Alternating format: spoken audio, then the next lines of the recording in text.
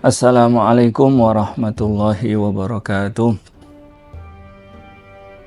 Bismillahirrahmanirrahim. Alhamdulillahilladzi hadana lihada wa ma kunna linahtadiya laula an hadanallah. Wassalatu wassalamu ala Rasulillah Muhammad bin Abdillah, la nabiyya wa la rasula ba'dah. Subhanaka la ilma lana illa ma 'allamtana innaka antal alimul hakim. Para hadirin pemirsa UM channel Masjid Al-Hikmah yang dirahmati oleh Allah, mari kita bersama-sama bersyukur kepada Allah Subhanahu wa ta'ala atas berbagai karunia dan nikmatnya sehingga kita bisa menjumpai bulan suci Ramadan. Melalui bulan suci Ramadan ini dengan penuh semangat dan juga harapan kepada Allah Subhanahu wa ta'ala. Tak lupa juga mari kita bersama-sama mengungkapkan terima kasih dan syukur kita kepada baginda Rasul Sallallahu Alaihi Wasallam yang telah memberikan bimbingan hingga kita bisa menjalankan syariatnya dengan sebaik-baiknya. Pemirsa channel Masjid Al-Hikmah yang dirahmati oleh Allah, pada bulan Ramadan ini kita mendapatkan karunia dari Allah Subhanahu wa ta'ala. Salah satu bentuk karunianya adalah diberikannya Al-Quranul Karim, kitab suci yang hanya diberikan Allah kepada satu-satunya nabinya, yaitu Nabi Muhammad Sallallahu Alaihi Wasallam. Bahkan bulan Ramadan ini juga disebut dengan bulan Al-Quran atau Syahrul Quran. Allah berfirman di dalam Al-Quran, Syahrul Ramadan alladzi unzila fihi Al-Quran hudal linnasi wa bayyinatin minal huda wal furqan. Bulan Ramadan adalah bulan yang di situ diturunkan Al-Quran sebagai petunjuk, sebagai pembeda antara yang benar dan yang batil. Sebagai bulan Al-Quran, tentu saja kita sebagai umatnya, umat Nabi Muhammad Sallallahu Alaihi Wasallam yang menerima karunia ini, harusnya menjadikan Al-Quran tersebut sebagai bacaan yang wajib, dalam tanda kutip, wajib kita baca terutama dalam bulan suci Ramadan ini.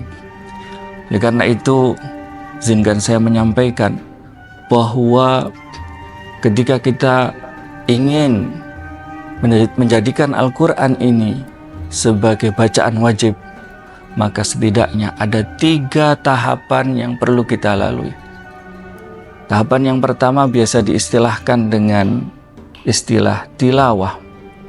Tahapan yang kedua disebut dengan tahfidz. Tahapan yang ketiga biasa disebut dengan tafsir, atau bisa kita singkat dengan 3T, yaitu tilawah, tahfidz, kemudian yang ketiga adalah tafsir. Jamaah para pendengar channel Masjid Al-Hikmah yang dirahmati oleh Allah, mungkin kita semuanya sudah tidak perlu diberikan motivasi untuk membaca Al-Quran, karena Rasulullah Sallallahu Alaihi Wasallam melalui sabdanya sudah banyak sekali memberikan motivasi tentang itu. Salah satunya adalah sabda beliau, likulli harfin minha asyru hasanat. Dari satu huruf Al-Quran akan dihitung dengan 10 kebaikan, akan dibalas ganjaran dengan 10 kali lipat. Ini merupakan sebuah harapan, sebuah pahala yang tentunya sangat besar sekali jika kita hitung berapa banyak huruf-huruf Al-Quran yang telah kita baca. Jamaah para pendengar channel Masjid Al-Hikmah yang dirahmati oleh Allah, oleh karena itu dalam kesempatan yang mulia ini saya mengajak untuk meningkatkan dari tilawatul Quran, membaca Al-Quran, kepada tahap atau level yang kedua, yaitu tahfidzul Quran. Ini penting untuk saya sampaikan. Kenapa? Karena kalau kita sudah pandai membaca Al-Quran, tentunya kita juga harusnya punya obsesi, punya keinginan untuk menaruh Al-Quran itu di dalam dada kita, di dalam hati kita, yaitu dengan cara menghafalkannya. Allah Subhanahu wa Ta'ala di dalam Al-Quran sendiri telah memberikan garansi bahwa menghafalkan Al-Quran adalah sesuatu yang mudah dan juga dimudahkan. Allah Subhanahu wa Ta'ala berfirman di dalam surat Al-Qamar, A'udzubillahi minasyaitonirrajim. Bismillahirrahmanirrahim. Walaqad yassarnal Qur'ana lidzikri fahal mim muddakir. Dan sungguh-sungguh kami mudahkan Al-Quran itu untuk diingat. Adakah di antara kalian orang-orang yang berusaha mengingatnya? Redaksi ayat ini sungguh begitu ingin Allah Subhanahu wa Ta'ala kita ini untuk dijadikan orang-orang yang menghafal Al-Quran. Allah menekankan dengan ungkapan qad dan juga diawali dengan laqad, la, yang artinya adalah sungguh dan sungguh-sungguh. Tidak hanya satu kali Allah menegaskan firman-Nya ini secara berulang-ulang dalam satu surat sampai 3 kali. Diulang dalam ayat berikutnya dan juga sampai di ayat berikutnya lagi dengan redaksi yang sama untuk lebih memberikan penekanan kepada kita sebagai umat Muhammad SAW agar kita menjadi para penghafal Al-Quran. Jamaah ma'asyiral muslimin yang dirahmati oleh Allah, tentu banyak tantangan dan rintangan ketika kita ingin melangkah pada level yang lebih tinggi.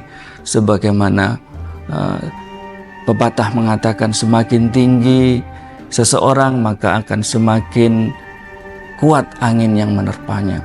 Maka begitu juga ketika kita ingin menghafalkan Al-Quran, tentu akan banyak tantangan-tantangan yang akan dihadapi.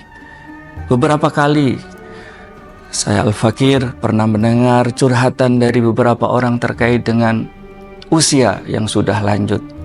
Ada banyak yang telah curhat kepada Al-Fakir. Dia mengatakan, Ustadz, saya ini sudah usia 40 tahun, 50 tahun, bahkan ada yang 60 tahun. Apakah masih mungkin untuk menghafalkan Al-Quran? Para jamaah yang dirahmati oleh Allah, saya tidak ada kata-kata lain, hanya bisa memberikan penjelasan kepada orang tersebut bahwa kalau kita mau jujur sesungguhnya, Rasulullah Muhammad SAW, Nabi kita, junjungan kita, yang digelari Al-Ummi, Nabi yang tidak bisa membaca dan tidak bisa menulis, itu juga menghafalkan Al-Quran. Dan perlu kita garis bawahi, beliau menerima Al-Quran itu bukan saat muda, bukan saat masih belia, tetapi beliau menerima Al-Quran dan menghafalkannya dari Jibril langsung itu ketika beliau sudah usia 40 tahun, bahkan lebih dari itu.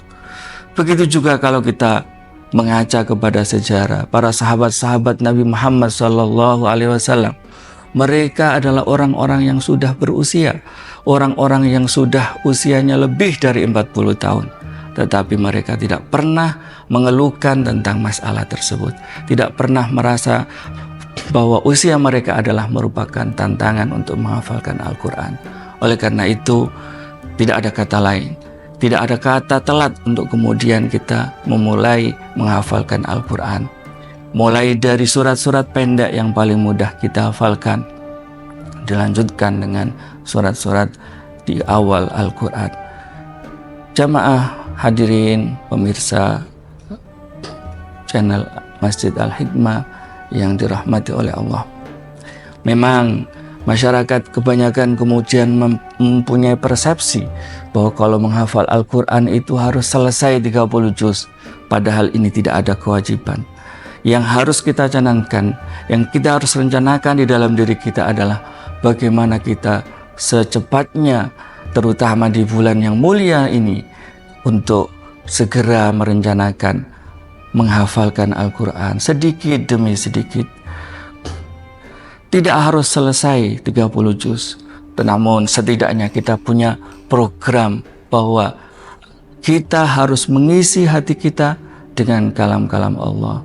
Setidaknya satu hari tambah satu ayat, satu hari tambah satu ayat, itu merupakan sebuah pencapaian yang saya kira sangat agung, yang saya kira bisa kita lakukan siapapun kita, di usia kapanpun kita bisa melakukannya, itu terutama kita mulai dari bulan suci Ramadan ini. Ingat bahwa para sahabat juga banyak yang tidak hafal Al-Quran secara keseluruhan. Mereka ada yang menghafal surat Al-Baqarah dan Ali Imran saja. Bahkan diceritakan di antara kalangan sahabat, idza hafidha ahaduna Al-Baqarah wa Ali Imran azuma sya'nuh. Ketika ada salah seorang di antara kalangan sahabat itu bisa menghafal Al-Baqarah dan Ali Imran, maka dia dianggap sebagai orang yang punya posisi di kalangan mereka.